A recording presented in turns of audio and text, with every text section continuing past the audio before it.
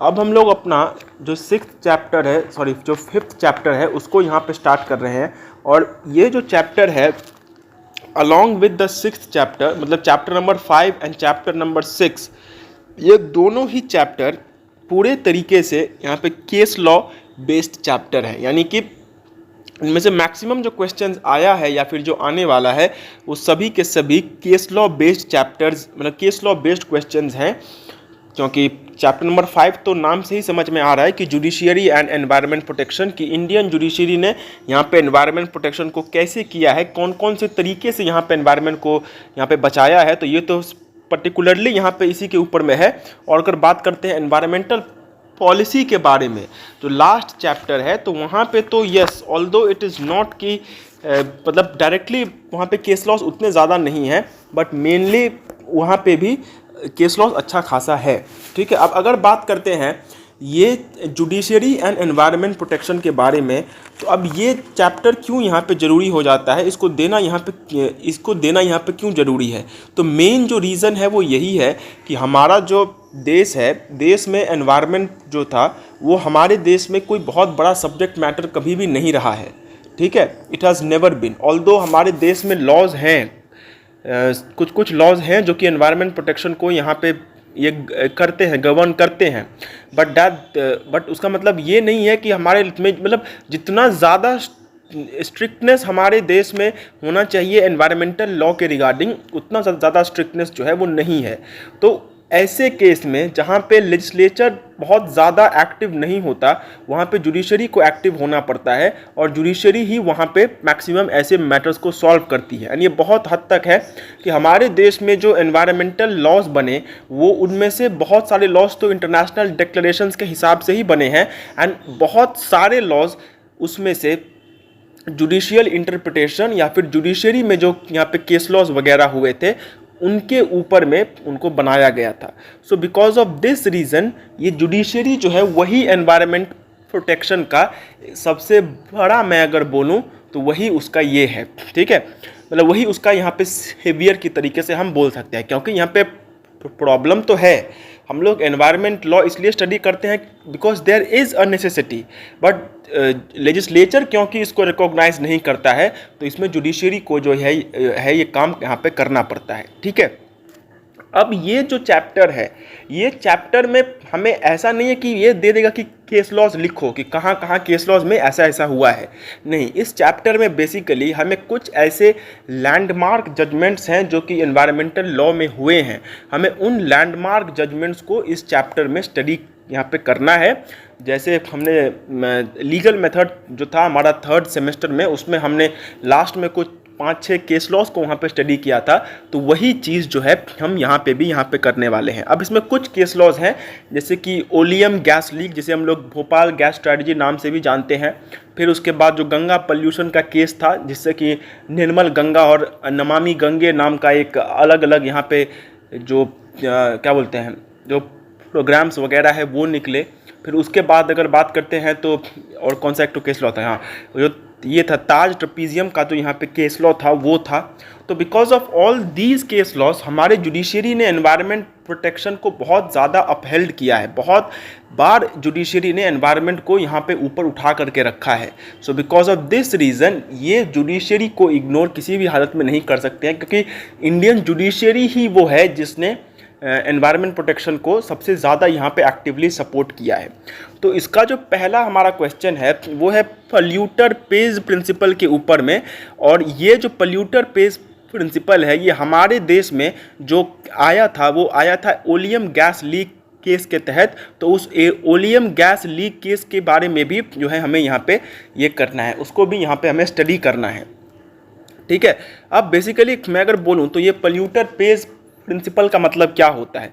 अब जो आदमी किसी दूसरे का नुकसान करता है वही हमेशा इसमें ये करेगा, मतलब वही उसका कंपनसेशन देता है। अब जैसे क्रिकेट में होता है कि जो बॉल को हरा देगा वही नया बॉल का पैसा देगा, तो यही चीज़ यहाँ पे भी लाया गया था।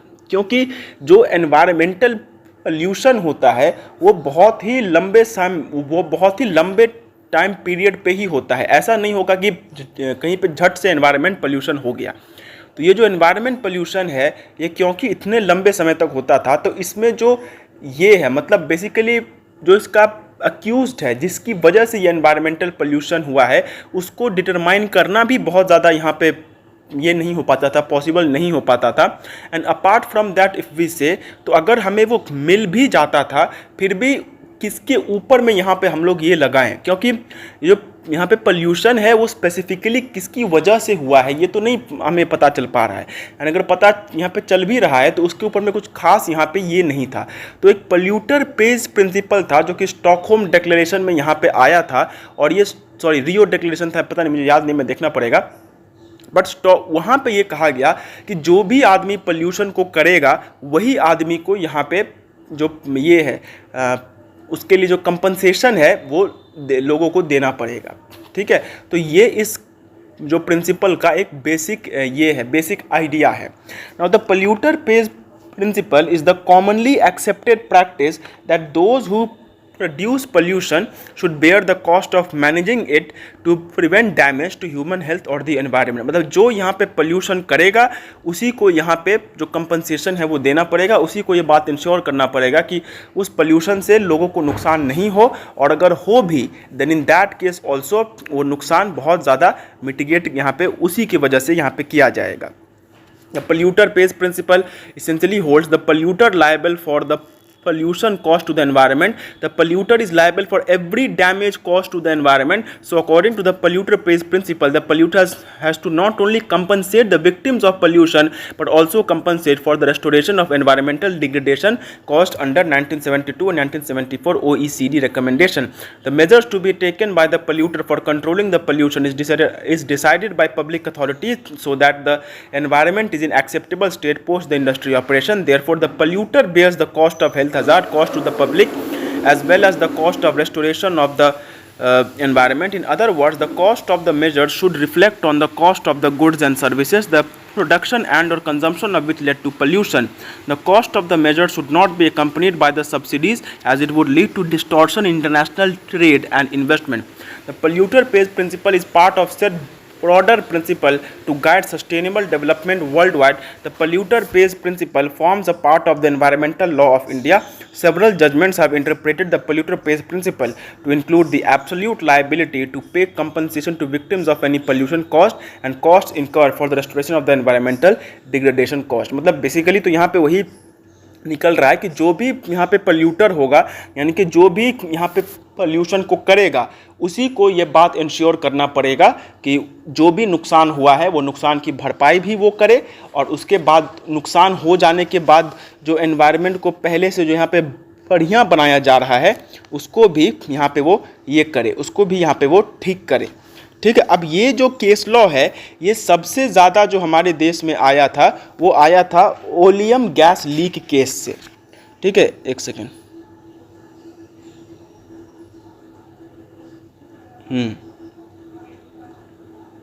In India, the polluter pays principle for the first time was applied and defined in 1996 case of Indian Council of Enviro Legal Action versus Union of India. In this case, Justice Dalveer Bhandari determined that reversing the imbalance caused to the ecology is the part and parcel of the industrial process.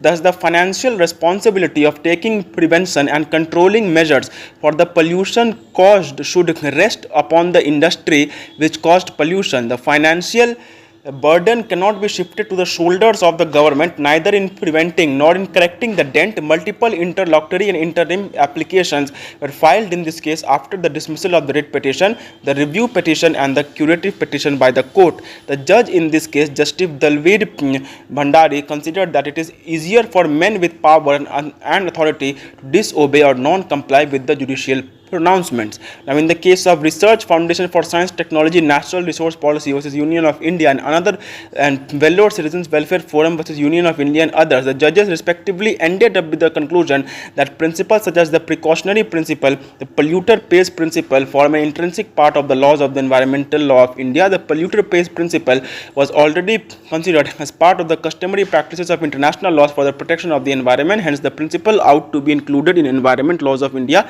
according to the जजेस। मतलब mainly अब ये तो खैर ये मैंने इसको बाद में देना चाहिए था। मेनली ये जो है ये ओरिजिनेट हुआ था 1985 में जब ओलियम गैस लीक हुआ था। In 1985 oleum gas leak case, the court had observed that larger and more prosperous the enterprise, the greater must be the amount of compensation payable by it for the harm caused on account of an accident in carrying on the hazardous or inherently dangerous activity by the industry or enterprise. The oleum gas leak case involved a privately owned fertilizer plant, Shriram Food and Fertilizers Limited, in the densely populated Kirti Nagar, Delhi area. The plant emitted hazardous substances posing a public nuisance and a potential threat to the health of around 2 lakh people residing nearby. A public interest attorney, MC Mehta, filed a writ petition under Article 21 and 32 of the Indian Constitution seeking the closure and relocation of the factories Shriram Caustic, Chlorine and sulfuric acid plant. During the legal proceedings, an incident of oleum gas leak occurred at one of the factory's plants, causing severe harm to those who inhaled the gas and tragically resulted in the death of a lawyer practicing at the Hazari court. The Delhi magistrate took immediate action and ordered the shutdown of manufacturing lethal substances including chlorine, superchlorine, oleum phosphate, etc. in accordance with section 133 of the law. Additionally, applications were filed for the compensation for those who suffered harm due to the gas leak in this oleum case. This case raised crucial legal questions in the oleum gas leak case, such as the scope of the Supreme Court's jurisdiction under Article 32 and whether Article 21 applies to private corporations engaged in industries vital to the public interest. Furthermore, the court discussed the measure of liability for enterprises involved in hazardous activities and the need to modernize liability standards to align with present day needs and challenges. Ultimately, the oleum gas leak case exemplified the importance of balancing industrial development with public safety and environmental concerns. अब ये mainly इस case law का एक बहुत ही छोटा सा यहाँ पे समरी या फिर ऐसे इसको कहा जा सकता है. अब हुआ क्या था बेसिकली, तो हुआ ये था कि ओलियम गैस मतलब एक कंपनी थी जिसका नाम था Shriram food and fertilisers limited. मतलब ये फर्टिलाइजर्स वगैरह वहाँ पे बनाते थे. और एक फर्टिलाइज़र जब बनता है, मतलब जो भी यहाँ पे केमिकल फर्टिलाइजर वगैरह होते हैं, तो उनमें से बहुत सारे मतलब अलग अलग गैसेस उनमें इस्तेमाल होते हैं, अलग अलग सब्सटेंसेस उनमें इस्तेमाल होते हैं जो कि बहुत ज़्यादा डेंजरस होते हैं. अब ये जो फैक्ट्री था ये कीर्ति नगर में था और वो बहुत ही डेंसली पॉपुलेटेड इलाका था. उसके आसपास में करीब 2 लाख लोग वहाँ पे रहते थे. अब ये जो 2 लाख लोग रहते थे, इनके मतलब उस फैक्ट्री से हज़ारडुअस सब्सटेंसेस जो है वो निकलता था और हज़ारडुअस सब्सटेंसेस से उनकी हेल्थ को यहाँ पे इफेक्ट पड़ रहा था. तो MC मेहता को यहाँ भी चुल मच गया. उसने आर्टिकल 21 और 32 के तहत जो है यहाँ पे ये कहा कि आर्टिकल 21 जो है उसके तहत यहाँ पे बेसिकली राइट टू लाइफ को ये हैम्पर कर रहा है. एंड आर्टिकल 32 तो बेसिकली उस रिट पिटिशन के लिए ही था. उसने ये कहा कि इसको यहाँ पे बंद कर देना चाहिए, ये जो यहाँ पे फैक्ट्री है इसको यहाँ पे बंद कर देना चाहिए, ये बेसिकली ये ठीक नहीं है. या फिर फैक्ट्री को या तो बंद कर दो और इसको यहाँ से हटा करके दूसरी जगह पे दे दो. अब लीगल प्रोसीडिंग के ही केस में क्या हो गया कि वो जो फैक्ट्री था, मतलब जब MC मेहता वहाँ पे केस ये हो रहा था, उसका वहाँ पे जो केस है वो चल रहा था, तो उसी टाइम पीरियड पे क्या हुआ कि ये जो केस है ये बेसिकली उसी मतलब जैसे लीगल प्रोसीडिंग्स चल रहा है तो उसी टाइम पीरियड पे वो जो फैक्ट्री है, फैक्ट्री से ओलियम गैस लीक हो गया, जिससे बहुत लोगों की वहाँ पे मौत हो गई. कुछ लोग बहुत ही ज़्यादा यहाँ पे बीमार पड़ गए. अब इसके रिगार्डिंग एक अलग से जो है मतलब वहाँ का जो ये था दिल्ली मजिस्ट्रेट था, मतलब वहाँ का जो क्रिमिनल कोर्ट था, वहाँ पे इसके रिगार्डिंग ये हुआ, केस कर दिया गया. और वहाँ की जो दिल्ली मजिस्ट्रेट की जो कोर्ट थी उसने स्पेसिफिकली उस फैक्ट्री को वहाँ पे ये कर दिया, बंद कर दिया. ठीक है, अब फैक्ट्री तो बंद हो गया, बट जिन जिन लोगों का वहाँ पे नुकसान हुआ था, मतलब जिन लोगों की यहाँ पे जाने गई थी, तो उन लोगों का यहाँ पे क्या होगा. अब उन लोगों ने फिर से वहाँ पे रिट पिटिशन दिया, वहाँ का जो एप्लीकेशन उन लोगों ने दिया कि भाई हमें तो नुकसान हुआ तो हमें तो इसकी भरपाई करनी चाहिए. तो ये बात वहाँ को उसको ठीक नहीं लगा कि भाई फैक्ट्री तो बंद कर दिया, अब क्या चीज़ है. अब ये जो वो लोग मांग रहे थे कि हमें जो है यहाँ पे ये चाहिए, कंपनसेशन वगैरह चाहिए, ये उनको नहीं लग रहा था. तो जब सुप्रीम कोर्ट में ये कंपनसेशन वाला मैटर आया तो सुप्रीम कोर्ट ने जो है इस बात को ये माना कि यस आर्टिकल मतलब सुप्रीम कोर्ट के पास पहला जो 2 क्वेश्चन था, पहला जो था वो ये था कि आर्टिकल 32 जो है वो क्या होता है, उसमें तो अलग अलग चीज़ें आती हैं। यहाँ पे कुओ वारंटो होता है, फिर ये होता है क्या बोलते हैं मैंडेमस होता है, फिर ये होता है कुछ प्रोहिबिट करने वाला चीज़ होता है। तो ये जो आर्टिकल 32 के तहत जो अलग अलग रिट रेमेडीज़ दी जा सकती हैं, ये क्या किसी प्राइवेट आदमी को दी जा सकती है? क्योंकि ये जो फैक्ट्री था, ये फैक्ट्री बेसिकली ये एक प्राइवेट एंटरप्राइज था, तो क्या ये उसको दी जा सकती है? ये पहला क्वेश्चन था। और दूसरा क्वेश्चन ये था कि आर्टिकल 21 जो है वो राइट टू लाइफ गारंटी तो करता है, बट ये तो स्टेट के अगेंस्ट है। आर्टिकल 21 का जो राइट टू लाइफ है that is not against a private individual. अगर कोई प्राइवेट इंडिविजुअल मेरा राइट टू लाइफ को हैम्पर करता है तो क्या इसमें भी आर्टिकल 21 अप्लाई होगा? तो लास्ट में सुप्रीम कोर्ट ने यह माना कि हाँ अप्लाई होगा, और जितना बड़ा यहाँ पे एंटिटी होगा, मतलब जितना बड़ा वहाँ का फैक्ट्री होगा, उतना बड़ा उसका ये होगा, उतना ज़्यादा उसको यहाँ पे कंपनसेशन देना पड़ेगा। मतलब अगर मेरा फैक्ट्री छोटा है तो मुझे वहाँ पे जो है कंपनसेशन है वो भी कम देना पड़ेगा, बट अगर मेरा फैक्ट्री यहाँ पे बड़ा है तो मेरा कंपनसेशन भी यहाँ पे ज़्यादा होगा। तो ultimately oleum gas leak case के तहत उसको वहाँ पे कंपनसेशन देना ही पड़ा। And this is the most influential case law, क्योंकि ये जो कंसेप्ट है वो वहीं पे ये हुआ था, निकला था। अब निकलने के बाद 1996 में जो जस्टिस दलवीर भंडारी ने इसको यहाँ पे अप्लाई किया, तो वो तो खैर एक अलग बात है, उसमें तो वो तो बाद में यहाँ पे अप्लाई हुआ था, बट ये ओरिजिनेट इसी केस लॉ से हुआ था। ठीक है, तो 1996 का जो ये वाला केस लॉ था जहाँ पे कि Indian council of enviro legal action versus union of India था, वहाँ पे भी ये सारी की सारी बातें आई कि जो इम्बैलेंस इकोलॉजी को हो रहा है वो इंडस्ट्रियल प्रोसेस का ही एक पार्ट है, एंड इसी वजह से उसका फाइनेंशियल रिस्पॉन्सिबिलिटी भी उसी आदमी को यहाँ पे लेना पड़ेगा जिसकी वजह से यहाँ पे जो है वो पोल्यूशन हुआ है। तो ये दो केस लॉस हमारे में बेसिकली हैं। ये तो कोई उसी केस लॉ को दोबारा से यहाँ पे बताया गया है। Indian Council for Enviro Legal versus Union of India and others. The facts of the case: Indian Council for Enviro Legal versus Union of India and others are an environmentalist organization brought into notice the sufferings and woes of inhabitants of small village called Bichri in Udaipur district in Rajasthan, and an industrial complex primarily involved in manufacturing chemicals was located in the village Bichri. The emission of concentrated sulfuric acid and aluminium sulfate from one of the industry, Hindustan Agrochemical Limited, caused discomfort in the lives of the villagers. The effluents from the factory were very difficult to deal with as it was refractory in nature. Many of the chemicals relocated into the soil, polluting the groundwater and aquifers underneath. The polluted water even destroyed the standing crops. मतलब basically वहाँ पे Hindustan agrochemical limited and Hindustan agrochemical limited था जिसका एक chemical factory था, और उस chemical factory से भी अलग अलग एमिशंस होते थे। तो उस एमिशन से बहुत नेगेटिव इम्पैक्ट पड़ा, लोगों का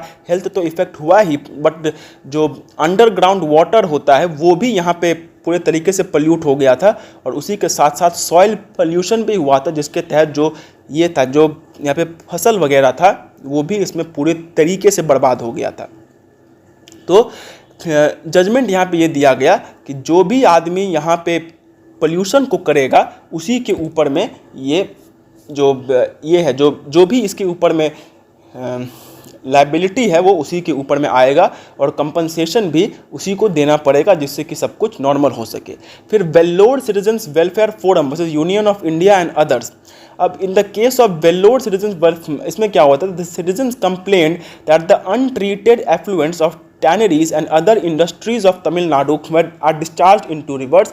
In the tanneries, about 200 tons of leather were produced each day. Every 1 kilo utilizes 40 liters of water in the process, and every liter of water contained 176 different forms of toxic acids. Such toxic nature of the effluents resulted in contamination of portable water, यानी कि पीने का पानी। Due to rain and floods in the nearby town, the river water flowed into the adjoining lands. The lands adjoiningly were mostly used for cultivation and agricultural purposes. As a result, the agricultural land was contaminated due to the effluents. Hence, in this case, the industrialist out to take the necessary steps for the restoration of the environment. मतलब basically ये था क्या बोलते हैं, एक नदी था जिस नदी के पास में अलग अलग यहाँ पे टैनरीज थी। टैनरीज मतलब जहाँ पे लेदर को ट्रीट किया जाता है, एंड एक अच्छा खासा लेदर वो वहाँ पे बनाया जाता है। अब हुआ क्या कि हर दिन उन सभी टैनरीज को मिला करके 200 टन, मतलब सोच सको 2 लाख किलो लेदर हर दिन वहाँ पे बनता था, जहाँ पे मतलब सोचो 1 किलो के लिए अगर 40 लीटर पानी इस्तेमाल हो रहा है उसको यहाँ पे प्रोसेस करने के लिए, तो 2 लाख किलो के लिए कितना होगा, you can just imagine 80 lakh kilo. तो 80 लाख किलो पानी हर दिन वहाँ पे इस्तेमाल हो रहा है, जो कि पूरे तरीके से एसिडिक है, और इसको यहाँ पे बिना ट्रीट किए उन रिवर्स में डाल दिया जा रहा है, जिससे पहली बात तो जो पीने का पानी है वो तो खराब हो ही रहा है, बट वो पानी जो कि उन नदियों में है, जो कि दूषित पानी उन नदियों में है, वो पानी अब ज़मीन पे आकर के ज़मीन को पल्यूट कर रहा है, जिसकी वजह से ना वहाँ पे कोई फसल वहाँ पे उग पा रहा है, ना ही किसी भी तरीके का कोई गाछ वहाँ पे लग पा रहा है। तो बिकॉज ऑफ दिस रीज़न ये एक बहुत बड़ी यहाँ पे प्रॉब्लम थी। तो although there is no statutory mandate on the polluter pays principle, nevertheless it takes more effort in complying people to the principle rather than mandating it. The judicial pronouncements on this principle have been clear, crisp and undisputable. It was realized that industries are also social units having rights and duties towards their surroundings and community. मतलब यहाँ पे भी वही कहा गया कि the old concept of development hand in hand with ecological balance does not hold good in the 21st century, yet ravaging nature in the name of development is no more acceptable. In the fact, the lockdown mandated throughout the world during the corona, ये क्या आ गया यहाँ पे, ये कुछ ये आ गया, ये केस लॉ बस यहीं पे था कि इंडस्ट्रियलिस्ट्स को ये कहा गया कि आपको एनवायरनमेंट को ठीक करने के लिए जो है वो ये लेना पड़ेगा, ठीक है। तो ये था हमारा केस लॉ, जिसमें कि ओलियम गैस लीक का एक स्पेशल रेफरेंस दे करके हमने इस बात को समझा है कि किस तरीके से यहाँ पे ये मतलब 3 केस लॉज थे। ओलियम गैस लीक जो कि दिल्ली में हुआ, इंडियन काउंसिल वाला जो कि राजस्थान में हुआ, और लास्ट वाला जो कि तमिलनाडु में हुआ। तो ये मेनली यहाँ पे 3 केस लॉज हैं, ठीक है। अब इसके बाद जो यहाँ पे ताज ट्रपीजियम केस था, वहाँ पे क्या हुआ, ताज ट्रपीजियम केस जो है वो एयर पोल्यूशन के फील्ड में एक बहुत ही लैंडमार्क जजमेंट माना जाता है। अब यहाँ पे हुआ क्या, the Taj Mahal also known as the Taj Mahal case also known as the Taj trapezium case was fought between MC Mehta and the union of India. He filed writ petition in 1986, मतलब 1986 में ही जो है ये रिट पिटिशन वहाँ पे दे दिया गया था। अब यहाँ पे हुआ क्या था, सो MC Mehta could be recovered as the pioneer of PIL pertaining to the environment of India while observing the Taj Mahal, one of the 7 wonders of the world. MC Mehta noticed that the marble was turning yellow due to pollutants that were being emitted from the surrounding industries. The area around the monument is known as the Taj Trapezium Zone, covering 5 districts in the Agra region. The Taj Trapezium Zone comprises roughly 40 protected monuments, 3 of which belong to World Heritage Site. मतलब basically जो ताजमहल था उसके ऊपर में industries की वजह से बहुत ज़्यादा जो है यहाँ पे ये हो रहा था, मतलब that was becoming a lot of, मतलब वहाँ पे बहुत ज़्यादा जो है ये हो रहा था, दैट वाज ताजमहल पूरा पीला पड़ चुका था, सारी की सारी जो उसमें गंदगी है, जो भी वहाँ से गैस वैस लीक कर रहा है, वो पूरे जा कर के मार्बल को वहाँ पे ख़राब कर रहा था। एंड वो गैस एसिड रेन को यहाँ पे ये कर रहे थे, एसिड रेन वहाँ पे हो रहा था। एसिड रेन जिनको नहीं पता है तो क्या होता है कि जो भी यहाँ पे केमिकल वगैरह निकलता है, वो केमिकल अल्टीमेटली पानी में मिल करके वो भी भाप बन जाता है, बट वो केमिकल प्रॉपर्टीज़ के कारण जब वो भाप का पानी ज़मीन पे वापस यहाँ पे गिरता है तो दैट इज़ एक तरीके का वो एसिड ही है। तो ये जो एसिड रेन वगैरह हुआ था, इससे ताजमहल को बहुत ज़्यादा नुकसान पड़ा, और ताजमहल के आसपास में भी जो मॉन्यूमेंट्स वगैरह है उनको भी यहाँ पे बहुत ज़्यादा जो है वो नुकसान पड़ा, ठीक है। अब ये हमें बस इतना ही यहाँ पे जानना है, इसका इतना सारा फैक्ट्स हमें उतना ज़्यादा यहाँ पे जानने की ज़रूरत ये नहीं है। अब ऑर्डर इसमें क्या आया, तब कोर्ट ने जो है Uttar Pradesh pollution control board को ये ऑर्डर दे दिया कि आप सबसे पहले उस एरिया का एक सर्वे करवाइए, और सर्वे करवाने के बाद ये देखिए कि कौन कौन से इंडस्ट्रीज से यहाँ पे पोल्यूशन हो रहा है और कौन कौन से पोल्यूशन यहाँ पे नहीं हो रहा है। उसके बाद the board was then asked to issue notice to such industries and were asked to show how they were implementing anti pollution measures. After identifying over 500 industries the notice were issued and were asked to file reply. मतलब basically ये कहा है कि आप पहले एक सर्वे यहाँ पे कीजिए, जो इंडस्ट्रीज़ हैं उन सभी इंडस्ट्रीज़ को ये देखिए कि ये ये इंडस्ट्रीज़ की वजह से यहाँ पे पोल्यूशन कितना हो रहा है और कितना नहीं हो रहा है। And directions were also given to the board to issue a public notice to the industries by publishing the same in two local, ये तो खैर मतलब बेसिकली उनको नोटिस दिया गया और ये कहा गया कि आप इस पर रिप्लाई दीजिए कि किस तरीके से आप यहाँ पे ये कर रहे हैं। Although the national environmental engineering research institute submitted its report on the measures of controlling the emission of sulphur dioxide eight Mathura matter was dealt separate by the apex court. The report recommended, ये तो खैर एक अलग बात हो गया यहाँ पे। अब वहाँ से the court also took efforts in helping the industries relocate by asking Uttar Pradesh state industrial development corporation to identify and locate sufficient areas. हाँ, अब जहाँ से ये हो रहा था उन जगहों से ये कहा गया कि आप वहाँ से इंडस्ट्रीज को हटाइए, उनसे दूसरी जगह पे ले जाइए। The supreme court analysed and considered several reports that were presented and submitted to the apex court by various bodies. The court also took the Vidrajas। अब खैर यहाँ पे ये सारी बातें उसने कंसिडर किया। अब जजमेंट यहाँ पे क्या आया, तो around 292 industries were to shift to natural gas. The ones who failed to comply were asked to relocate outside the TTZ. The industries that neither shifted to natural gas nor relocated elsewhere had to shut down if they wanted to continue using coal or coke in that area. The rights and benefits that must be awarded to the workmen belonging to the 290 industries were recognized. They could continue their employment in the relocated industries. The relocation period was considered as employment with full payment of wages and continuation in their service.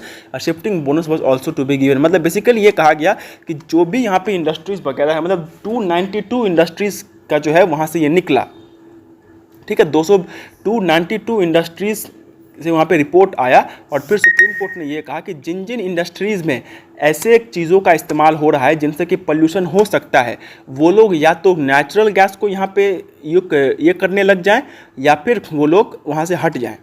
मतलब अगर तुमको कोयला वगैरह से इस्तेमाल करना है जिससे कि बहुत ज़्यादा यहाँ पे पोल्यूशन होता है, तो then you will have to shift to another, मतलब तुमको किसी दूसरे जगह पे ले जाया जाएगा। But if you are wanting to, अगर तुमको वहीं पे अपना बिजनेस करना है, देन तुम नेचुरल गैस का इस्तेमाल करो या फिर ऐसे गैसेस का, मतलब ऐसे फ्यूल का इस्तेमाल करो जिससे जो पोल्यूशन है वो बहुत ज़्यादा नहीं होता। By applying the principle of sustainable development the court realised the necessity of drawing a balance between environment protection and economic development. मतलब फिर से वही बात यहाँ पे बताई गई कि एनवायरनमेंट प्रोटेक्शन और इकोनॉमिक डेवलपमेंट दोनों के बीच में एक बैलेंस होना चाहिए।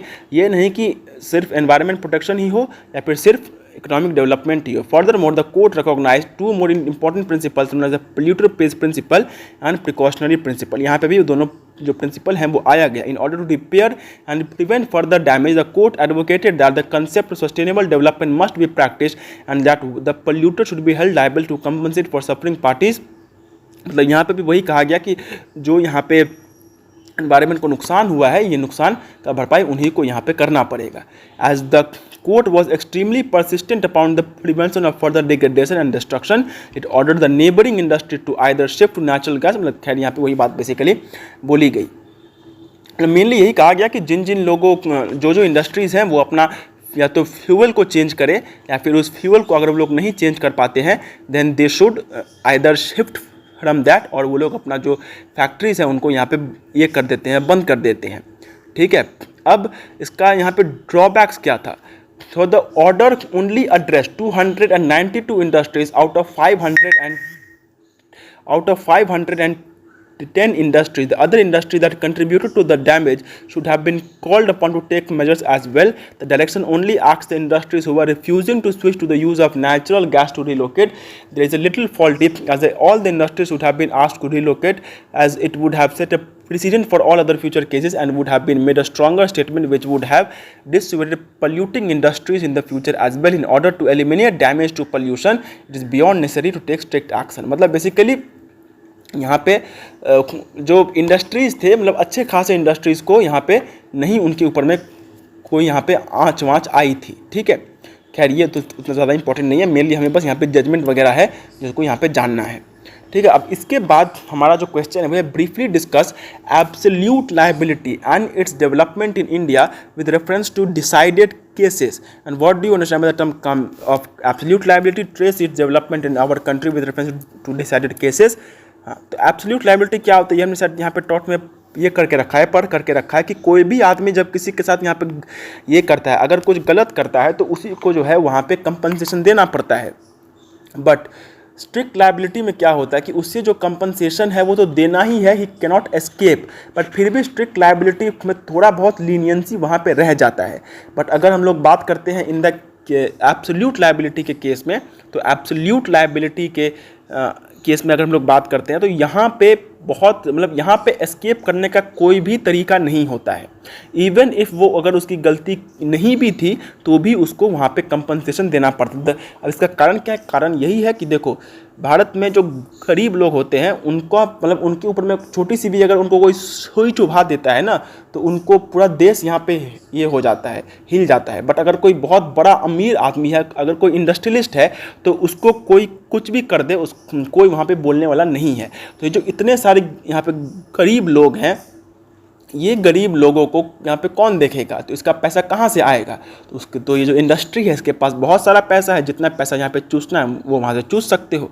तो इसी वजह से ये सारी बातें यहाँ पे आ जाती है। क्योंकि अगर कोई मतलब देखो इंडस्ट्री से इसलिए पैसा लिया जाता है क्योंकि उनके पास वो यहाँ पे पैसा है। सुप्रीम कोर्ट ये नहीं कर सकती कि हम ये पैसा हम यहाँ पे छोड़ दें, क्योंकि जिससे पैसा चूसा जा सकता है उससे पैसा हम लोग यहाँ पे ज़रूर से ज़रूर यहाँ पे चूसेंगे। तो आइए इसको देखते हैं। अब एब्सोल्यूट लायबिलिटी तो हम लोग जानते ही हैं कि क्या होता है, वो तो मैंने यहाँ पे पहले ही बता दिया है। अब इसको हम लोग आगे एक बार देखते हैं। अब अगर हम बात करें कि एब्सोल्यूट लायबिलिटी क्या होता है, तो एब्सोल्यूट लायबिलिटी जो है वो एक लॉ ऑफ टॉर्ट्स का कंसेप्ट है जो कि स्ट्रिक्ट लायबिलिटी के ही जैसा होता है। अब यहाँ पे इस कॉन्सेप्ट में क्या होता है कि जो भी अगर कोई भी आदमी यहाँ पे टॉर्ट करता है तो वो टॉर्ट को कमिट करते वक्त उस आदमी का इंटेंशन बहुत ज़्यादा मैटर करता है कि वो जो वहाँ पे उसके साथ जो मतलब जो भी उसने यहाँ पे टॉर्ट कमिट किया है या फिर उसने जो भी यहाँ पे कुछ गलत किया है तो क्या उसका वो करने का इंटेंशन था या फिर नहीं था। अगर उसका वो करने का इंटेंशन नहीं रहता है तो फिर उसके ऊपर में कोई भी यहाँ पे कार्रवाई नहीं की जा सकती है। तो ये जो स्ट्रिक्ट लायबिलिटी है और एब्सोल्यूट लायबिलिटी है, these are an exception to the guilty intention in law of torts. Law of torts के तहत अगर हम किसी के साथ कुछ गिल्टी इंटेंशन के साथ नहीं करते हैं तो in that case we can not be punished. But strict liability ये बोलता है कि गिल्टी माइंड या फिर गिल्टी इंटेंशन ये मैटर नहीं करता है। अगर किसी के साथ कुछ गलत हो गया है तो उस केस में जो कंपनसेशन है वो यहाँ पे देना ही पड़ेगा। और उसके बाद जो है वो एक सेकेंड, हाँ, तो बेसिकली मैं क्या बोल रहा था कि एब्सोल्यूट लायबिलिटी और strict liability these are exceptions to the guilty intention condition in law of torts. इसके तहत अगर कोई आदमी किसी के साथ कुछ गलत करता है तो उसका गिल्टी इंटेंशन था या फिर नहीं था वो टोटली यहाँ पे मैटर नहीं करता है। अगर एक बहुत बड़ा यहाँ पे कुछ ख़राब चीज़ हुआ है तो उसमें गिल्टी इंटेंशन जो है वो नहीं देखा जाता। गलत हो गया है बस वही वहाँ पे देखा जाता है और उसी के हिसाब से जो पनिशमेंट है वो यहाँ पे दी जाती है। अब ये जो स्ट्रिक्ट लायबिलिटी है वो उस गिल्टी इंटेंशन का एक एक्सेप्शन है, बट इस एक्सेप्शन का भी एक एक्सेप्शन है। यानी कि गिल्टी इंटेंशन का जो एक्सेप्शन स्ट्रिक्ट लायबिलिटी है, जिसका मतलब कि स्ट्रिक्ट लायबिलिटी जब भी किसी केस में अप्लाई होगा तो वहाँ पे गिल्टी इंटेंशन नहीं देखा जाएगा। तो ये जो चीज़ की गिल्टी इंटेंशन नहीं देखा जाएगा ये भी हर केस में नहीं होता है। बहुत सारे केसेस में यहाँ पे गिल्टी इंटेंशन देखा जाता है, या फिर अगर सिंपली मैं बोलूँ तो बहुत सारे ऐसे केसेस हैं जहाँ पे गिल्टी इंटेंशन कंसिडर यहाँ पे किया जाता है। मतलब स्ट्रिक्ट लायबिलिटी जो है उसमें भी थोड़ा बहुत एक्सेप्शंस दिया जा सकता है, बट जो एब्सोल्यूट लायबिलिटी है, एब्सोल्यूट लायबिलिटी में किसी भी तरीके का वहाँ पे स्ट्रिक्ट मतलब जो एक्सेप्शन वगैरह है वो नहीं दिया जा सकता। मतलब अगर किसी केस में एब्सोल्यूट लायबिलिटी अप्लाई हो जा रहा है तो वहाँ पे बिल्कुल भी ये बात को थोड़ा सा भी कंसिडर, नॉट इवन 1% कंसिडर किया जाएगा कि उसका इंटेंशन था कि उसका इंटेंशन नहीं था। तो ये होता है स्ट्रिक्ट लायबिलिटी, ये होता है एब्सोल्यूट लायबिलिटी, जो कि है strict liability he. But strict liability में से अगर हम सारे एक्सेप्शंस को हटा देते हैं, थोड़ा बहुत भी लीनियंसी जो कि स्ट्रिक्ट लायबिलिटी के केस में है अगर हम उसको हटा देते हैं तो हमें यहाँ पे एब्सोल्यूट लायबिलिटी मिलता है। सो absolute liability is nothing but applying strict liability but without any exception. of strict liability. The rule of absolute liability in simple words can be defined as the rule of strict liability minus the exception of strict liability. In India, the rule of absolute liability involved in the case of MC Mehta versus Union of India. अब ये जो absolute liability का यहाँ पे case है ये कैसे हुआ था? तो the fact in the of the case are that on the night of 2nd December 1984 the plant leaked 40 tons of dangerous gas methyl gas. Due to the leakage many people were affected. The adjoining area around the plant became a gas chamber because of which 3,000 people died and various others were injured. During the investigation it was found that all the safety systems of the plant were non-functional. The Supreme Court then evolved the rule of absolute liability on the rule of strict liability and stated that the defendant would be liable for the damage caused without considering the exceptions to the strict liability rule. मतलब ये जो absolute liability है वो हमारे देश में जो Bhopal gas leak tragedy हुआ था 1984 में ये वहीं से जो है ये इवॉल्व हुआ है. ठीक है. अब अच्छा भोपाल गैस ट्रेजेडी नहीं है, ये शायद ओलियम गैस लीक से यहाँ पे ये हुआ था. अब ओलियम गैस लीक से ही जो है ये इसको हमने मतलब ये जो है यहाँ पे चालू हुआ था. अब बेसिकली यहाँ पे हुआ क्या कि MC मेहता नाम के एक आदमी मतलब दिल्ली का एक जगह था, दिल्ली के जगह में श्रीराम फूड एंड फर्टिलाइजर्स नाम का एक ये था, मतलब बेसिकली एक फैक्ट्री था. उस फैक्ट्री से बहुत सारे उसमें से जहरीले गैसेस निकलते थे और उसकी वजह से जो आसपास का एनवायरनमेंट था वो बहुत ज़्यादा यहाँ पे पोल्यूटेड हो गया था. तो because of this reason MC Mehta ने जो है यहाँ पे एक रिट पिटिशन दिया जिसके तहत जो श्रीराम फूड एंड ये है उसको यहाँ पे ख़त्म कर दे, उसको यहाँ पे बंद कर दिया जाए. अब इसके रिगार्डिंग जो है सुप्रीम कोर्ट में लिटिगेशन चलता ही रहा और इसी बीच में क्या हुआ कि 1986 में मतलब जब वो यहाँ पे केस चल ही रहा है तो उसी टाइम पे जो ये था मतलब एक बाय कोइंसिडेंस ही इसको कहा जाएगा कि दूसरी जगह पे ये हो गया, मतलब एक मतलब उसी फैक्ट्री में जिसके ऊपर में अभी केस चल रहा है वहीं से एक और कांड हो गया कि ओलियम गैस जो था वो यहाँ पे लीक कर गया जिसने बहुत सारे लोगों की यहाँ पे जान ली और उसी के साथ साथ बहुत लोगों को यहाँ पे नुकसान भी पहुँचाया गया. So the activist further filed a PIL under articles 21 and 32 of the constitution of India to seek the closure of the same industry and its associated plant engaged in using and manufacturing chemicals like caustic chlorine and sulfuric acid. तो उसी मतलब MC Mehta ने दोबारा इसी के ऊपर में फिर से एक PIL दे दिया जहाँ पे अब स्ट्रिक्टली ये बोला गया कि अब इसको बंद कर ही देना है. अब chief justice Bhagwati contended that despite there being a principle of liability established in Reliance versus Fletcher, there could be another principle that could be implemented in this case. The court held that the rule evolved in the precedent case in 1866 provided that a person who for his own purpose being onto his land and collects and keeps there anything likely to do a mischief if it escapes must keep at his peril, and if he fails to do so is prima facie liable for the damage which is the natural consequence of its escape. However, the court stated that this rule was at a time when science and technology had not yet reached the level it had reached then, and law should not hinder due to age old established practices. So the law should keep growing to include and be at a pace with the society's ever changing dynamic economic, technological and social standout. तो basically यहाँ पे हुआ क्या, the court explicitly stated that the new concept of absolute liability was not subject to any exceptions. There were two justifying reasons for the same, which were the enterprise involved in hazardous and inherently dangerous activities has a social obligation to compensate people suffering due to the industries. The enterprise along has the power and resources to invent and install safeguards against such hazards and dangers. मतलब oleum gas leak का जो Shriram food and industries था उसको compensation देने के लिए कहा गया और ये भी कहा गया कि ऐसा कुछ ना हो, इस बात का पूरा जो जिम्मेदारी है वो टोटली अगर हम बोलते हैं तो उस एंटरप्राइज़ के ही ऊपर में रहता है. अब इसमें कंपनसेशन देने के बारे में यहाँ पे बात किया गया. बट रिलायंस वर्सेस फ्लेचर का जो केस था जहाँ पे ये कहा गया था कि मतलब रिलायंस वर्सेस फ्लेचर के केस से यहाँ पे कुछ वैसा नहीं कहा गया कि वो अगर अपने वहाँ पे कुछ रखता है तो एस्केप करे तो वहाँ पे हो, यहाँ पे एब्सोल्युटली ही ये कह दिया गया. They stated that in such an event, when an enterprise is handling dangerous substances, they are not subject to strict liability or its exception as stated under Reliance versus Fletcher का case. मतलब Reliance versus Fletcher का case में जो थोड़ा बहुत strict liability का जो exceptions दिया गया था उसको इसमें मायने नहीं रखा गया। फिर इसके बाद और एक केस लॉ यहाँ पे हुआ जो कि था द पब्लिक, अच्छा ये पब्लिक इंश्योरेंस एक्ट को ही यहाँ पे बना दिया गया था, जो कि basically as a next step in the process of giving the principle of absolute liability sound backing and reasoning in India, the Public Liability Insurance Act of 1991 was introduced. The object behind implementing such an act is that the rapid increase in the number of hazardous industries and operation in India has led to an incline in the risk of accidents, injuries and damages not only to the employees but also to the individuals and property located in the vicinity of such industries. This act therefore makes the situation of the affected persons better by providing immediate relief in terms of insurance to the workers and people affected and injured in the process of handling। मतलब basically जो भी लोग का एक public, मतलब basically यहाँ पे जो भी इंडस्ट्री से किसी को नुकसान वगैरह पहुँचाया जाता है तो उससे इमीडिएट रिलीफ देने के लिए इस एक्ट को यहाँ पे बनाया गया था।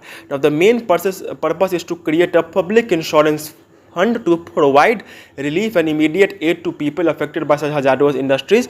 The understanding of absolute liability in this act is not clearly and explicitly stated therein, but a similar connotation। मतलब बेसिकली ये एक्ट को यहाँ पे बनाया गया जिसके तहत यहाँ पे पब्लिक लेवल पे जितने भी लोग किसी इंडस्ट्री से अफेक्ट होते हैं उनका एक पब्लिक इंश्योरेंस यहाँ पे कराया जाए, उस टाइप का यहाँ पे कंसेप्ट को लाया गया था।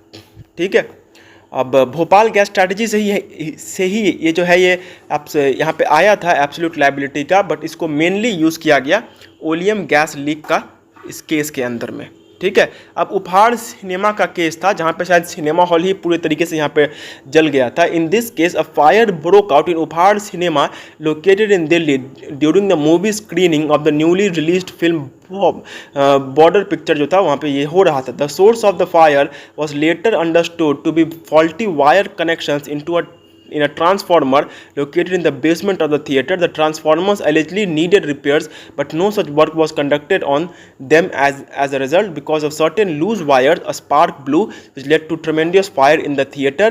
Additionally, the exits were blocked and the theater was housing more people than it had seats, all of which caused an even greater outcome than that would have been prevented. The incident caused the death of 59 people and left many others injured. In a connected civil sense, the Association of Victims of Upar Fire Tragedy sought civil compensation from Ansal Theatre and Club Hotels Limited, which owned the theatre. The verdict of this case came on 24 April 2003. The Delhi High Court found owners of the Upar Cinema Municipal Corporation of Delhi, Delhi Vidyut Board and the licensing authority guilty of negligence and awarded rupees 25 crore civil compensation to the relatives of all the victims of the tragedy, which included rupees 15 lakh each to the relatives of the victims below the age of 20 and some। मतलब basically यहाँ पे जो compensation है वो दिया गया था। खैर ये कोई एनवायरमेंटल लॉ का केस यहाँ पे नहीं है, बट ये टोटली इस मतलब ये जो एब्सोल्यूट लायबिलिटी का जो ये था उसको ये यहाँ पे दिखाता है कि ऑल्दो उन सिनेमा हॉल वालों का ये कोई that was not there intention, but still ये किया गया। और अब ये वाइजैक गैस लीक जो था ये शायद ये बहुत ही रिसेंट का केस लॉ है। On May 7, 2022, a polymer plant of the LG Polymers India Private Limited leaked stearine gas, killing 11 people and affecting the lives of thousands of others therein. On prima facie analysis of the cause, it appeared that the leak was a result of the failure of the company to meet the compliances entitled, which is in effect requires a company to maintain certain emergency plans from preventing on site and off site damages to the plant and its sound. यहाँ पे भी वही gas निकला था और gas निकलने के कारण लोगों की मौत हो गई थी और लोग अफेक्ट हुए थे। अब इसके साथ हुआ क्या, तो 50 करोड़ रुपए का जो ये है डैमेजेस वगैरह है वो यहाँ पे लिया गया। ठीक है, and also observed that the company is only strictly liable for the damage it caused. It reiterated the justification of the applicability of only one principle by stating that to ensure environmental protection, the polluter pays principle is well within Indian jurisprudence and can be मतलब basically यहाँ पे जो ये है वो दिया गया। तो मेनली अगर केस लॉस की बात करते हैं तो ओलियम गैस लीक तो हमने देख ही लिया, उपहार सिनेमा का भी हमने केस देख लिया और वाइजैक गैस लीक भी है।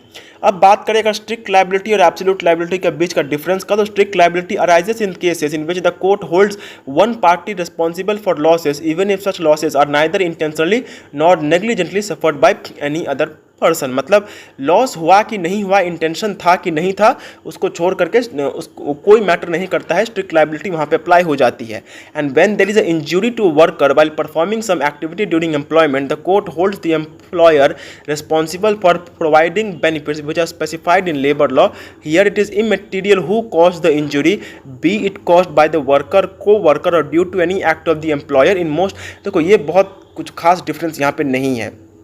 मेनली अगर हम लोग कहते हैं तो एब्सोल्यूट लायबिलिटी में किसी भी तरीके का डिफेंस, एक्सेप्शन या फिर कंसिडरेशन नहीं होता है, जो कि स्ट्रिक्ट लायबिलिटी के केस में देखा जाता है। And offences of strict liability will get a number of defences, whereas absolute liability creates a high degree of criminal duty.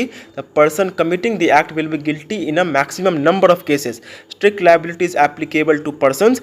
Absolute हाँ, ये एक डिफरेंस है कि जो absolute liability है वो आदमी के ऊपर नहीं लगाया जाता, क्योंकि absolute liability बेसिकली उसका जो कंपनसेशन अमाउंट है उसको ज़्यादा, उससे उसको वो वसूल करने के लिए होता है। तो स्ट्रिक्ट लायबिलिटी जो है वो यहाँ पे ये है, मतलब दैट इज़ एब्सोल्यूट लायबिलिटी जो है वो सिर्फ एंटरप्राइजेस के ही ऊपर में अप्लाई करता है, जबकि जो स्ट्रिक्ट लायबिलिटी है उस वो आदमी के ऊपर में अप्लाई करता है। और जो in the case of strict liability the escape of hazardous और dangerous components from the perimeter of the owner is necessary. Escape यहाँ पे नेसेसरी है, बट एब्सोल्यूट लायबिलिटी में एस्केप नेसेसरी नहीं है। मतलब अगर नुकसान नहीं भी हुआ है तो भी तुमको जो कंपनसेशन, मतलब अगर डायरेक्टली नुकसान नहीं भी हुआ है तो भी तुमको जो कंपनसेशन है वो यहाँ पे देना पड़ेगा। And in the case of strict liability the dependent has got certain exception that he और शी कैन यूज टू, मतलब कुछ एक्सेप्शन होता है, यहाँ पे कोई एक्सेप्शन नहीं होता है। और पेमेंट जो होता है वो इस हिसाब से देखा जाता है कि कितना नुकसान हुआ है,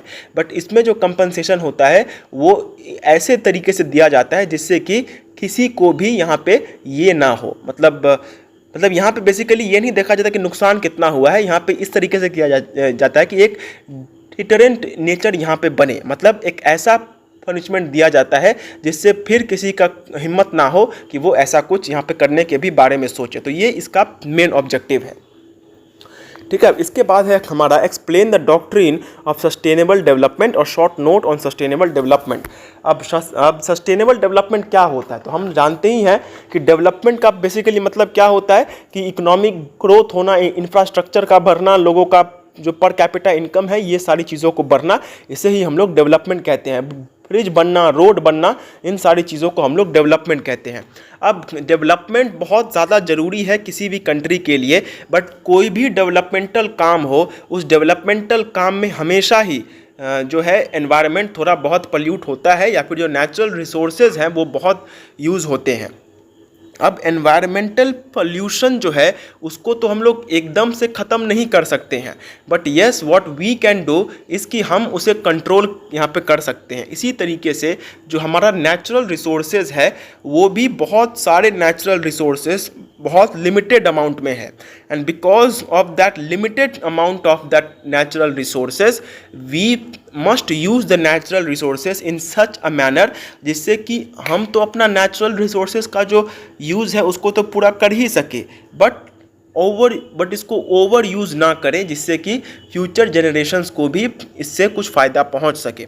So sustainable development is in environmental law embodies a holistic approach to resource management and economic growth that seeks to harmonize human activities with the preservation of natural ecosystems. Nature और इकोसिस्टम जो है वो बना रहे, it represents a fundamental shift from the traditional model of unbridled development to one that ensures the well being of the present and future generations. This concept is rooted in the recognition that every environment, protection, social equity and economic progress are interdependent. Sustainable development under environmental law emphasizes the responsible use of natural resources, the reduction of pollution and waste, and the promotion of renewable energy sources. It involves crafting legal frameworks that strike a balance between developmental goals and environmental conservation. Central to its notion is the principle that development should meet the needs of the present without compromising the ability of future generations to meet their own needs. Sustainable development in environmental law serves as a guiding principle for crafting regulations, policies and international agreements aimed at safeguarding the planet's ecological integrity while fostering human prosperity. मतलब basically वही बात है कि हम अपने development के लिए सारे काम यहाँ पे कर सके, बट उसके बाद भी फ्यूचर जनरेशन्स के लिए जो है यहाँ पे ये फ्यूचर जनरेशन्स के लिए भी यहाँ पे कुछ बचाया जा सके, इसी को हम लोग सस्टेनेबल डेवलपमेंट कहते हैं। अब अगर बात करते हैं इंडियन कॉन्स्टिट्यूशन के बारे में, तो आर्टिकल 47 में ये दिया गया है that the state shall regard the raising of the level of nutrition and the standard of living of its people and the improvement of public health as among its primary duties. ये तो कुछ यहाँ पे बात नहीं है।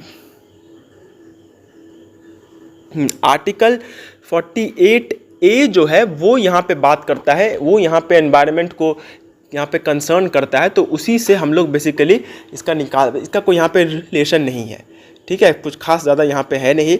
Mainly environment protection करना और उससे जो आज का रिसोर्सेज है उसको भी इस्तेमाल करना, जिससे कि फ्यूचर के लिए भी जो है यहाँ पे रिसोर्सेज वगैरह बचे रहे, इसी को हम लोग डॉक्ट्रिन ऑफ ये कहते हैं, क्या बोलते हैं उसका, सस्टेनेबल डेवलपमेंट कहते हैं, ठीक है। तो ये मेनली हमारा यहाँ पे काम था। तो आर्टिकल 48A जो है वो स्टेट के ऊपर में देता है कि वो एनवायरनमेंट और फॉरेस्ट और वाइल्ड लाइफ को यहाँ पे प्रोटेक्ट करेगा, और स्पेसिफिकली अगर बोले तो फंडामेंटल ड्यूटीज़ में भी ये दिया गया है कि हर एक सिटीजन का ये राइट है कि वो natural environment, forest, lake, river, wildlife, इन सबको यहाँ पे प्रोटेक्ट करके चले, ठीक है।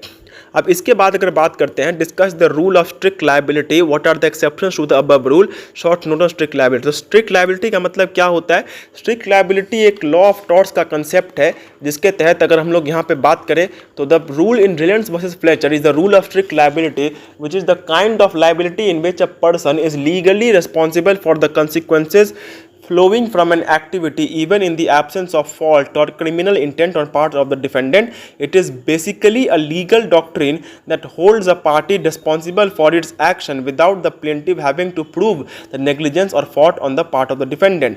मतलब बेसिकली यहाँ पे इंटेंशन वगैरह नहीं देखा जाता है, उसका नेग्लिजेंस या फिर उसका गिल्टी माइंड नहीं देखा जाता है। अगर उसके पास में ये है, मतलब अगर कुछ गलत हुआ है तो उस तरीके से, पूरे तरीके से उसको जो है यहाँ पे कंपनसेशन दिया जाएगा। Now the principle of strict liability evolved in the case of Reliance versus Fletcher in the year 1868। The principle of strict liability state that any person who keeps hazardous substances on his premises will be held responsible if such substances escape the premises and cause any damage going into the facts of the case। अब ये तो हम जानते ही हैं कि भाई Reliance versus Fletcher के case में क्या था कि फ्लेचर का एक मिल था, उस मिल को चलाने के लिए उसने एक बहुत बड़ा रिजर्वॉयर जो है यहाँ पे ये करके रखा हुआ था, यहाँ पे बनाया हुआ था। अब हुआ क्या कि basically due to some accident the water from the reservoir flooded the coal mines owned by Reliance. मतलब उसके अंदर में कुछ सुरंग वगैरह रह गया था, जिससे कि जो पानी है वो रिलायंस के उसके ऊपर में चला गया, और रिलायंस ने जो है यहाँ पे फ्लेचर के खिलाफ केस कर दिया। अब कोर्ट में जो फ्लेचर है उसने ये कहा कि भाई मेरी तो कोई गिल्टी इंटेंशन नहीं है, बट इसमें कोर्ट ने ये कहा कि भाई although you don't have a guilty intention, still तुम्हारा ये ड्यूटी बनता था, you were duty bound to ensure कि तुम्हारा जो ये है, मतलब स्ट्रिक्ट लायबिलिटी के तहत तुम्हारे उसमें से वो एस्केप ना करे, ये तुम्हारा ही ड्यूटी था, तुम्हारा ये ड्यूटी था कि तुम यहाँ पे चेक करो कि कोई भी एस्केप यहाँ पे ना हो। बट क्योंकि तुमने ऐसा नहीं किया तो तुम्हारे इंटेंशन ना होने के बावजूद भी तुम्हारे ऊपर में ये कार्रवाई की जाएगी, तुमको जो है वो कंपनसेशन यहाँ पे देना पड़ेगा। ठीक है, तो ये था इसका पहला केस लॉ जिसके तहत ये यहाँ पे बना था। अब ये है स्ट्रिक्ट लायबिलिटी। अब एब्सोल्यूट लायबिलिटी के केस में क्या होता है? एब्सोल्यूट लायबिलिटी के केस में ये होता है, वो बहुत सीरियस ऑफेंसेस में और बहुत बड़े ऑफेंडर्स के लिए लगाया जाता है। अब मान के चलो मेरा जो पानी है वो पानी एस्केप भी नहीं कर रहा है, ठीक है, बट फिर भी अगर किसी कारणवश मेरा वहाँ पे मतलब मेरे उससे किसी को नुकसान अगर उसको पहुँच जाता है, तो even though it has not escaped but still there will be a liability on me। ठीक है, मतलब यहाँ पे जो मेरा क्या बोलते हैं संभाल करके काम करने का जो इंटेंशन होना चाहिए वो और भी ज़्यादा होना चाहिए। आई शुड बी मतलब क्या बोलते हैं सबसे ज़्यादा जो केयरफुल है वो मुझे यहाँ पे रहना होगा। तो ये स्ट्रिक्ट लायबिलिटी से ये एब्सोल्यूट लायबिलिटी में यहाँ पे होता है। अब इसका केस लॉस याद करने मत जाओ, यहाँ पे बहुत ज़्यादा याद नहीं होगा। अब इसके बाद है एक्सेप्शंस की बात करते हैं, तो एक्ट ऑफ गॉड मतलब अगर कोई भूकंप वगैरह आ गया, उससे अगर किसी को नुकसान हो जाता है एस्केप के कारण, तो मेरा उसमें कोई गलती नहीं है। फिर कंसेंट ऑफ द प्लेंटिफ, अगर जिसका नुकसान हुआ है उसने मुझे पहले से, मैंने उसको पहले ही इसके बारे में बता दिया था, या फिर उसने मेरे से परमिशन, मतलब हम दोनों के बीच में ये था, मतलब अग्रीमेंट वगैरह हो गया था, तो भी उस केस में ये अप्लाई नहीं करेगा। एक्ट ऑफ थर्ड पार्टी, भाई मेरी गलती से वहाँ पे नहीं गया है, थर्ड पार्टी किसी तीसरे बंदे की गलती से यहाँ पे गया है, तो उस केस में भी कोई यहाँ पे नहीं होगा।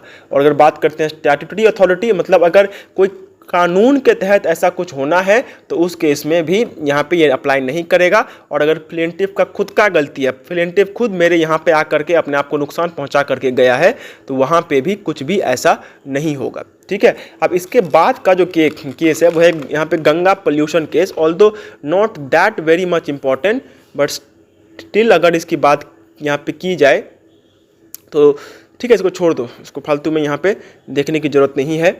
मैं इसको समझा जरूर दूंगा, बट उतना ज़्यादा इसमें स्ट्रेस आउट करने की ज़रूरत नहीं है। You don't need to stress that much कि यहाँ पे जो है मुझे देखो, केस लॉज जो यहाँ पे है वो केस लॉज मैंने अलग अलग दिए हुए हैं, बट अगर हम बात करते हैं तो वो जो हमारे जितने भी आंसर्स हैं उनमें मोर और लेस सारे केस लॉज ही फिट बैठ जाएंगे। तो बिकॉज ऑफ दिस रीज़न उतना ज़्यादा यहाँ पे स्ट्रेस करने की ज़रूरत नहीं है कि ना ही समझ में आ रहा है और ना ही यहाँ पे मैं कुछ कर पा रहा हूँ, because it is not that much. बहुत ज़्यादा अगर यहाँ पे अगर हम लोग बात करते हैं तो उतना ज़्यादा सीरियस होकर के केस लॉस के ऊपर में फोकस करने की ज़रूरत नहीं है।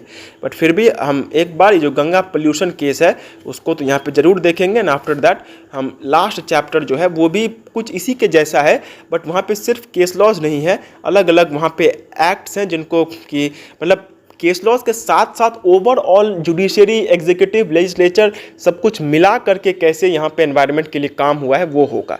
तो अभी हम लोग गंगा पोल्यूशन केस जो है उसको एक बार यहाँ पे देखते हैं। तो ये जो गंगा पोल्यूशन केस था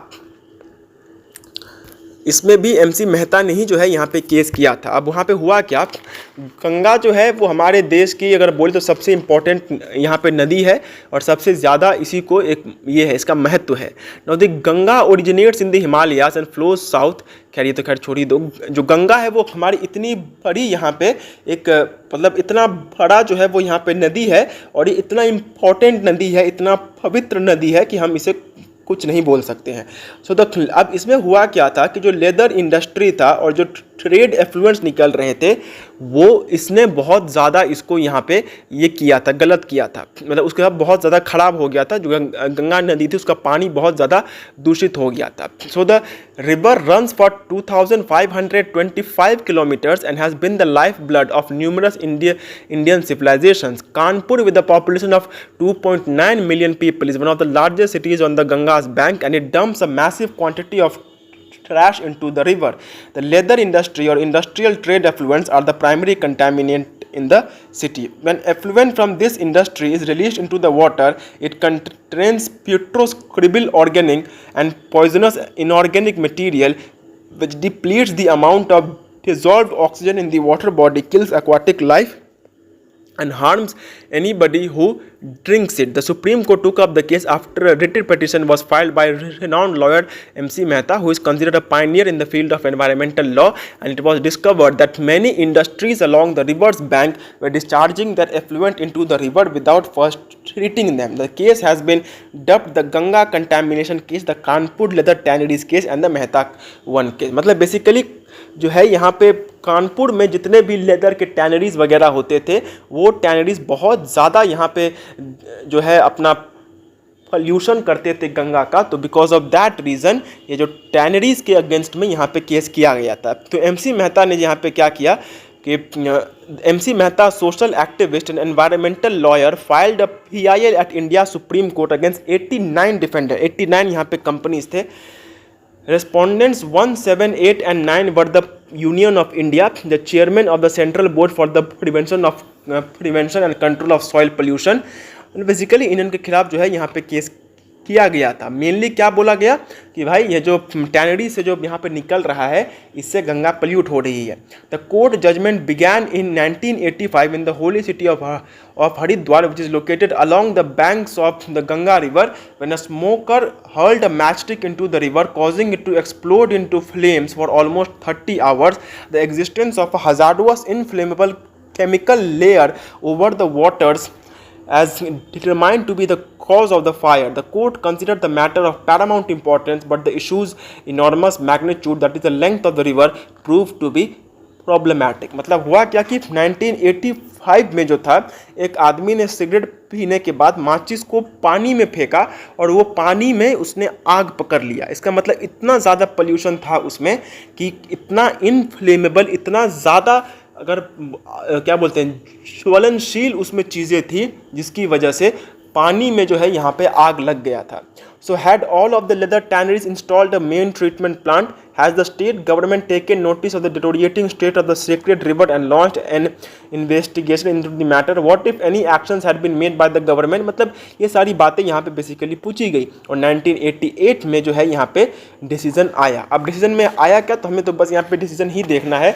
So in 1988 the court reviewed all of the evidence and issued a decision. In this instance the court ruled that the petitioner was concerned in safeguarding those who use the water and that he may submit a petition to enforce statutory provisions against the Mahapalika and other authorities involved. The court stated that there are numerous waterborne illnesses that may arise as a result of contaminated water and that they are extremely detrimental to the general public. On the question of whose duty it was, the court decided that it was the industry's duty's obligation to ensure that their waste was properly processed and subsequently released. The court further stated that a company should only be granted a license if it can demonstrate an appropriate method of waste treatment. If current industries are provided to be culpable for water contamination, they must face severe consequences. The tanneries must also build a main treatment facility, if not a secondary one. According to the court, the Mahapalika was found liable for failing to comply with their responsibilities and failing to take any actions to avoid water contamination.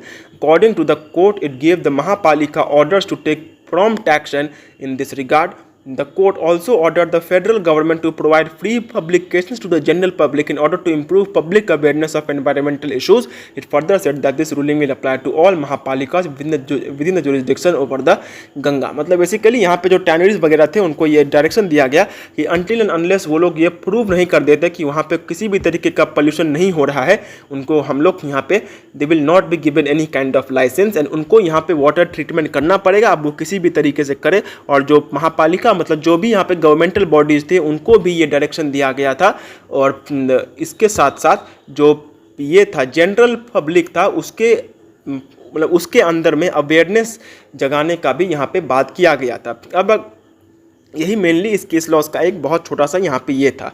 अब अगर बात करते हैं precautionary principal के बारे में, अब precautionary principal जो है वो बेसिकली ये कहता है कि इससे कि पहले कुछ बहुत यहाँ पे ख़राब हो जाए पहले ही जो है हमें यहाँ पे ध्यान ले लेना होगा। So the precautionary principle is a broad epistemological, philosophical and legal approach to innovations with potential for causing harm when extensive scientific knowledge on the matter is lacking. It emphasizes caution, pausing and reviewing before leaping into innovations that may prove disastrous. Critics argue that it is vague, self-cancelling, unscientific and an obstacle to progress. खैर उतना ज़्यादा यहाँ पे important नहीं है, फिर भी अब ये जो था ये निकला था in an engineering context. The precautionary principle manifests itself as the factor of safety discussed in detail in the monograph of Elisha Koff. It was उतना यहाँ पे important नहीं है। Basically ये यही कहता है कि भाई जब भी the principle is often used by policy makers in situations where there is a possibility of harm from making a certain decision and conclusive evidence is not available. For example, a government may decide to limit or restrict the widespread release of a medicine or a new technology until it has been thoroughly tested. The principle acknowledges that while the progress of science and technology has often brought great benefit to humanity, it has also contributed to the creation of new threats and risks. It implies that there is a social responsibility to protect the public from exposure to such harm. When scientific investigation has found a plausible risk, these protections should be relaxed only if further scientific findings emerge that provide sound evidence that no harm will result. मतलब basically ये precautionary principal है जो कि यहाँ पे कहा जाता है, जिसमें कि मेनली पहले ही मतलब कोई भी चीज़ साइंटिफिकली अगर कोई एडवांसमेंट वगैरह अगर यहाँ पे हुआ है तो वो एडवांसमेंट नुकसान नहीं पहुँचाएगा, ये बात को पहले इंश्योर करके इसके रिगार्डिंग प्रिकॉशंस वगैरह ले करके जो है हम लोग यहाँ पे काम करें। इसके बाद अब इसका जो केस लॉज है तो लॉर्ड सिटीजन्स वेलफेयर फोरम, ये तो हमने यहीं पे देखा ही था, कि वेलोर सिटीजन साइड ये वही वाला है जहाँ पे ये दे दिया गया था, मतलब क्या बोलते हैं, जो एक पब्लिक पार्क का ज़मीन एक हॉस्पिटल को दे दिया गया था। और AP pollution control versus professor MB Naidu वाला जो था, इसमें भी यही सारी बातें बेसिकली बोली गई थी। मतलब ये सारे वो केस है जहाँ पे प्रिकॉशनरी प्रिंसिपल के बारे में बात किया गया है। हमने इसको पहले भी एक बार ये किया है, डिस्कस किया है, तो it is not that much, इसको मैं दोबारा से यहाँ पे ये करूँ, रिपीट करूँ, ठीक है।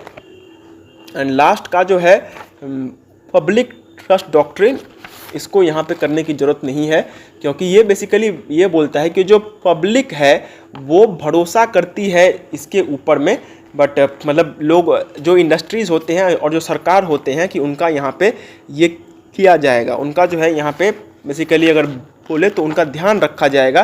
बट अगर ये नहीं होता है then in that case public के पास राइट है कि वो यहाँ पे जो ये है कंपनसेशन है उसको क्लेम कर सके।